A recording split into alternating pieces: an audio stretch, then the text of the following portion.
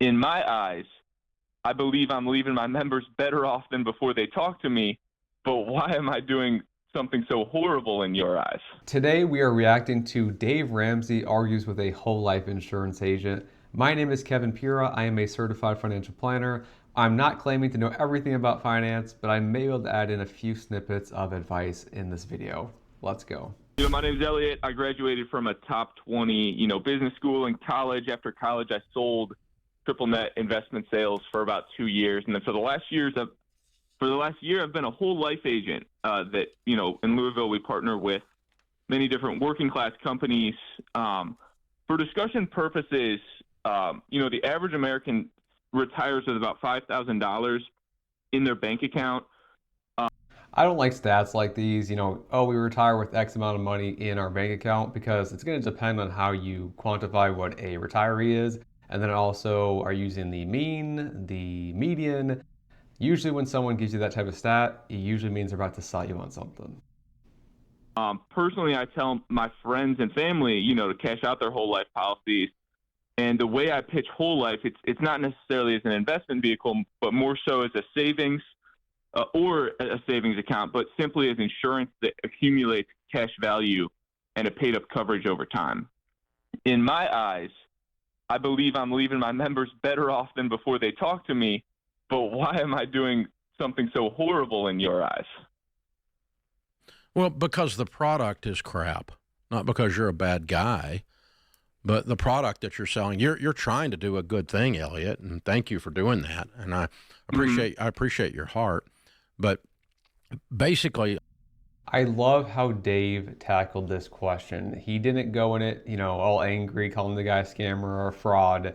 He's trying to resonate with Elliot about the emotional side of this, which he thinks Elliot has good intentions about selling his products, which he probably does. And the reality is, being less confrontational about something like that is a better way to get a message across to somebody, rather than just calling what they're doing a scam or a fraud, which is just going to raise the, escalate things. So I really like how Dave approached that. And I'm hoping here, though, he can correct Elliot about why whole life insurance may not be the best product. I mean, it's a math problem. So if you take a $200 whole life premium per month, I can buy the same amount of term insurance on that 30-year-old for about $10. So the other 190 would go towards cash value in the typical policy, the top 10 stock companies out there, okay? That's the actual data that's out there in today's market. And so if I'm paying $190 extra for the life insurance in order to create a savings account, that's not the end of the world, but it's the rules of the savings account that are the cash value. We'll call it savings. You said we're using it as a savings vehicle, that are the problem. The typical whole life policy accumulates zero cash value in the first 3 years. Have you noticed that? Yeah, that's pretty much correct. I mean, the people selling the products got to get paid. The insurance companies that are making all this money are going to get paid. You're going to find out with whole life, most of the time it's the person who purchased it is the one that's kind of getting screwed out of their money. So unfortunately, that is the case here.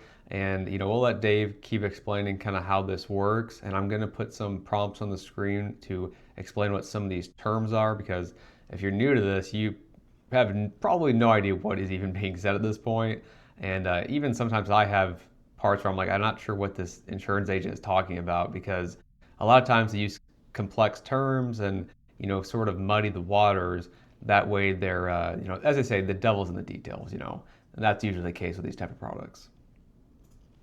Yeah, I know that. Okay. So it's called what you and I, people in the financial industry, like you, me, and George, we would call that front-loaded commission. Agreed?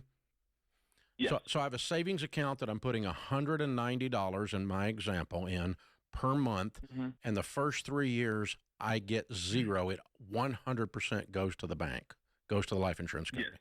Okay. After that, the typical whole life policy accumulates at a 1.2% rate. Some of them go as high as 3 or 4%. Some of the universal policies will go as high as 4 to 7%. Some of the indexed universal policies that are indexed to like an S&P after fees will go as high as 7 or 8% rate of return. Yeah. Okay. Yeah. But the typical. I want to be very clear that can is a very good word to use here. Will is not the correct word. Can. They can do that. Will they? Maybe or maybe not. Depends on the structure. Are the fees that are tied to it, reducing the internal rate of return? Is it being capped, the return, that if it's linked to like an index fund, is there a cap on that? A lot of times, the more complex it gets, usually it's worse for you.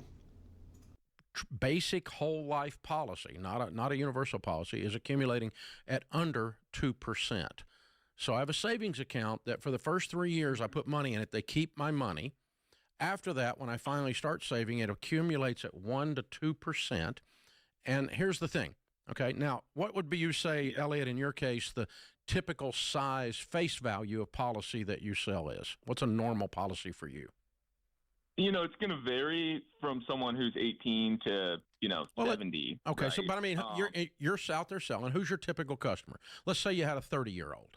Yeah. What would you? The typical customer is Joe. He works construction, and so he's probably not doing a $200 a month premium like I'm using as an example. Then. No. For me, I've never sold a $200 a month premium policy. So probably more like 100. On average, it'd be more like between 50 and 70. Okay. I would say. All right. And so these are $50,000 face value policies, right? Yeah, or less. Yeah. I would say. Okay. So they're small policies. Would you agree with me that a guy that makes $40,000 a year and dies, $50,000 is not enough to take care of his family? Correct. It's not enough to take care of his family. If you wanted to replace a $40,000 a year income, you would need north of $400,000 invested at 10%. Correct. But I would say it's better than nothing. It's better than nothing, but for the same money he's spending, he could have bought the right amount of insurance if he bought term. Right. When Dave is saying buying the right amount of insurance, he's referring to buying very low cost term life insurance. Term life insurance is going to cover you for a term, so say 10, 20, 30 years, whatever it is, and it's usually way, way cheaper than whole life. Dave used $10 a month. That's a little low, maybe for like an 18-year-old or something, but, $10, $20, $30 a month is not actually that uncommon. So what I would say, though, is the amount that the policy would pay out, the death benefit, so the face value of the policy, those can easily be, 500,000, a million, 1.5 million, 2 million, if not more. And so you're getting a lot of bang for your buck, basically, for the actual insurance. Now, that doesn't mean it's going to pay out. Maybe you outlive the term and you don't have it anymore. You have to consider that as well. But whole life insurance agents will use that as their advantage, as a way to market to people. It's like, hey, this is going to cover you for your entire life. But the downside is they don't tell you that you can just invest the difference in the cost, and you would have been probably way better off in the first place. Not to mention after fees, complications, taxes, all these other things that whole life gets complicated with. You're going to see that it doesn't make sense. But yes, term life, way lower cost, covers you for way more, and it is a good tool to use. And the funny thing about term too is I talk to these people when they hit the age of retirement. And they're like, yeah, I paid in this life insurance my whole life, but then I never used it. And they're so upset with me about it. Yeah. And no, they're not upset with you. You haven't been selling. Okay, so if someone's upset with you about that, it's because they don't understand the product. Good insurance, usually you don't want to use it because something bad has happened and it's usually not a good thing, right? So most insurance, generally when we think of like, say, car insurance, home insurance, life insurance, the chance of something really bad happening is statistically low, so you pay a premium into that account, and if something statistically unlikely to happen happens, you have a way to get ahead or at least get even from where you were at. The point with life insurance is you're paying a small amount. It's very unlikely that you're going to die when you're like 20, 30, 40, 50. Obviously it gets higher. Obviously the chance of you dying gets higher as you get older. But the reality is that you want to have something in place in case something does happen. You want to cover the mortgage. You want to cover, your wife, your husband, your kids. You have people and things to take care of. So if you're not here, there's money to do that. That's the point of term life. It's not that it's going to 100% be used. The point is that the point of this type of insurance is a low-cost way to cover your bases. Long enough to meet anybody that kept it till retirement. You just started, but that they were could be upset with the industry maybe. But that I haven't had that problem because here's the thing: if you take the $10 a month and you bought let's drop it to $5 a month and call it a $70,000 policy. Yeah. After let's go back to our savings account. I was using 190 a while ago. Now I've got to drop it down to about 95 because I'm $100 a month policy. Okay. Now, if we're going to do that, $5 is covering the insurance, 95 is going into the savings program, 0 for the first 3 years. After that, it's accumulating at 2%. And after that, if it builds up a cash value of $5,000 or $10,000 after 10, 15, 20 years, right? Yeah. Okay. Right. They die with a $60,000 whole life policy with a $15,000 cash value that they've paid extra to build the cash value. With a $60,000 whole life policy, would you agree with me that the insurance company is going to send them a check for $60,000? Only the $60,000. Exactly. Yeah. So you paid for a savings program, and when you die, they keep your money. Yes. Yep. Nice parting gift. That's why we think it sucks, man. Yeah. So again, that's the big downside here is that you building up this cash value, and then when someone passes, the insured actually passes away, that cash value goes back to the insurance company. Yeah, it really doesn't make sense to have this for 99% of people. But yeah, George's right. Nice parting gift, right? Yeah. I mean, it's crazy that people actually buy these, and it's usually you'll see why people buy these here in a second. It's 100% is kept for the first 3 years. After that, it's accumulating at a lousy rate. And when I die, you keep my money. I paid extra beyond term to get a whole life policy that has a savings program in it. And my savings program, when I die, doesn't go to my family. It goes to the insurance company. If I opened a bank with those terms, the bank would go broke. No one would put savings in there. So it's not enough to actually cover and replace income, and you don't actually get the cash value when you die. I'm confused. The only thing that I will say, I think a problem that it is helping is that people do only retire with about $5,000 in their bank account. Well, so that's because they bought this crap.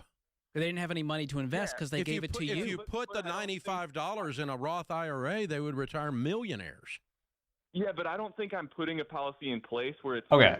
So what George and Dave is saying is accurate, except for that last part Dave there said about the $95 a month will make you a millionaire in a Roth IRA. That's a little low. I think at the very least over a long time horizon, and if we have high expected returns, at least it's got to be like $200, $250, maybe even $300 a month. So he's trying to get a point across. If you invest the difference, you'll have a lot more money down the road, which is correct. But you gotta be careful with that type of number crunching. And it's just funny to me that the way these whole life insurance agents are arguing about this is that, hey, it's better than nothing. Well, you could say that about a lot of things. I would much rather take the money that I would have invested in that and put it somewhere else. Really, you are taking advantage of mostly financially illiterate people or just who don't know as much about this stuff, and it is really sad to see because Elliot earlier was mentioning that the company he works with partners with a lot of like working class companies, construction workers and things like that. I mean, realistically, is a construction worker going to know all the ins and outs of a whole life insurance policy? No, they're going to be sold on the dream of it. And then, they don't know any of the complexities and the downsides of it. And they may not even know that they could invest that money somewhere else, a relatively small amount of money each month, and that could have been setting them up for retirement through a legitimate retirement vehicle, not this crap. Like that uncomfortable where they didn't have enough money to invest on top of that. Why don't they use the money to invest wisely? And if I showed them an investment calculator and I put the same amount in there, they would be flabbergasted and they would be running far away from this product. If I bought term life insurance and wasted all that money for my whole life and ended up a multimillionaire as opposed to an insurance company keeping my savings that I paid for, I don't think anybody's going to be mad about that, Elliot. It's like telling someone, Dave, this show is great. In season 12, it gets good. If you can get through the first 12 seasons of this show, I promise it'll be mediocre at I'm best. not binging that. No, thank you. Elliot, I think you're probably a good guy, but I think you're probably, if you keep doing the math on this, you're going to probably end up doing a different type of financial planning that's more beneficial to the folks you're trying to serve. This is The Ramsey Show.